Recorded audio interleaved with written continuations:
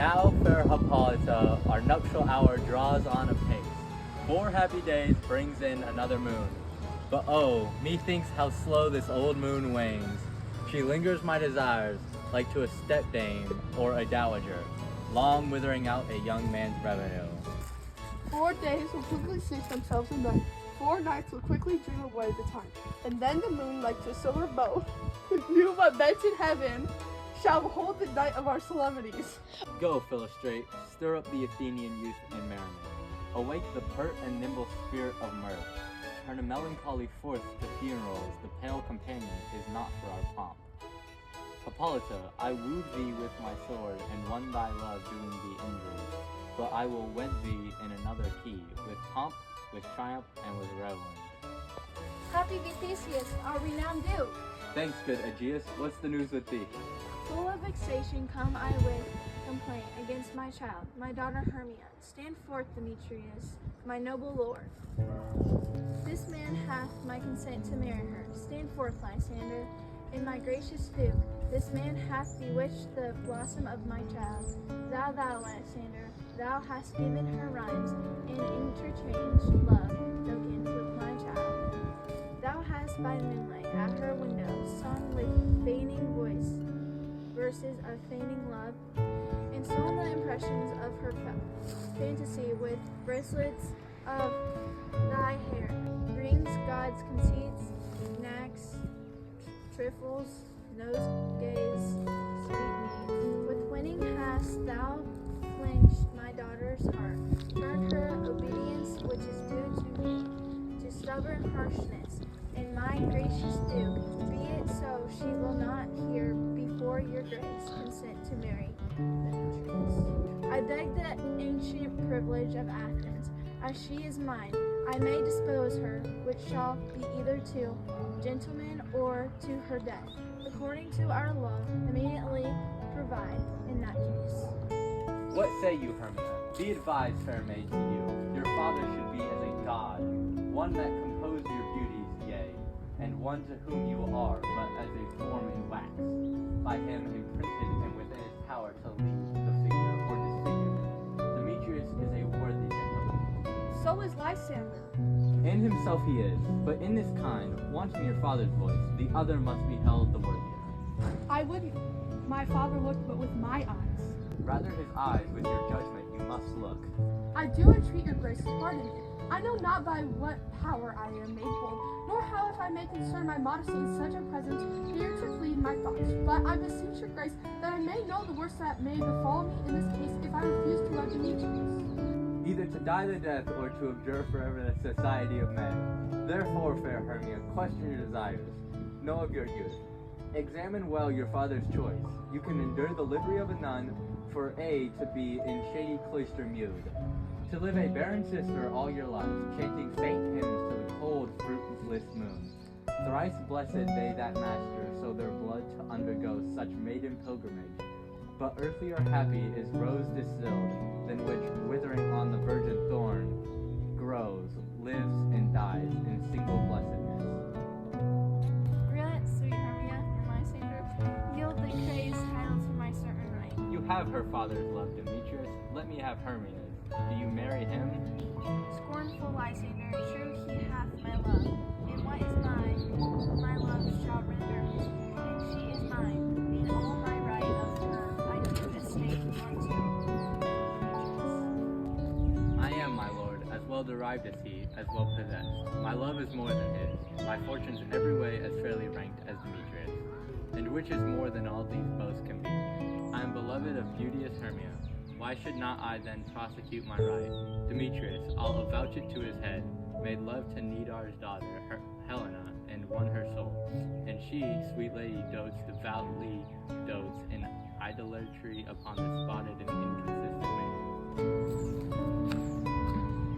I must confess that I have heard so much, and with Demetrius thought so spoke thereof. But being over all of self-affairs, my mind did lose.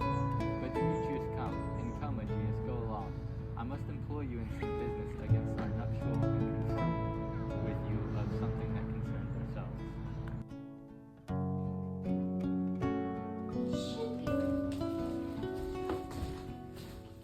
How now, my love? Why is your cheek so pale?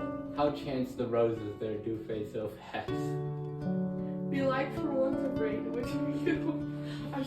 Ay me, for aught that I could ever read, could ever hear by tale or history, the course of true love never did run smooth, but either it was different in blood, O cross, too high to be enthroned to low. or else misgraft in respective years, O spite, too old to be engaged to young. or else it stood upon the choice of friends. O hell, to choose love, loy another eyes.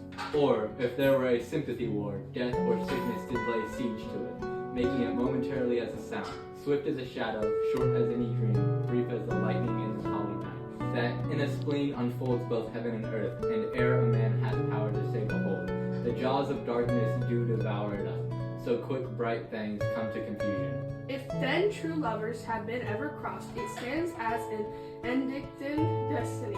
Then let us teach our child patience, because it is a customary cross, as due to love as thoughts and dreams and sighs, wishes and tears, poor fancy's followers.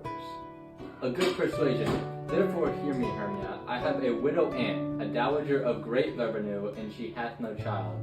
From Athens is her house remote 7 leagues, and she respects me as her only son.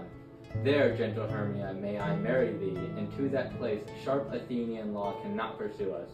If thou lovest me then, do afford thy father's house tomorrow night in the wood, a league without the town, where I did meet thee once with Helena, to observance to a morn of May. There will I stay for thee. My good Lysander, I swear to thee by Cupid's strongest bow, by his best arrow with the golden head, by the simplicity of Venus's depths, by that which knitteth souls and cross her loves, and by that fire which burned the Carthage queen when the false Troyan under sail was seen, by all the vows that ever men have broke, in that same place thou hast appointed thee. Tomorrow truly will I meet with thee. Keep promise, my love. Look, here comes Helena. Godspeed, fair Helena, whither away? Call you me fair? That fair again unsay. Demetrius loves your fair. Oh, happy fair!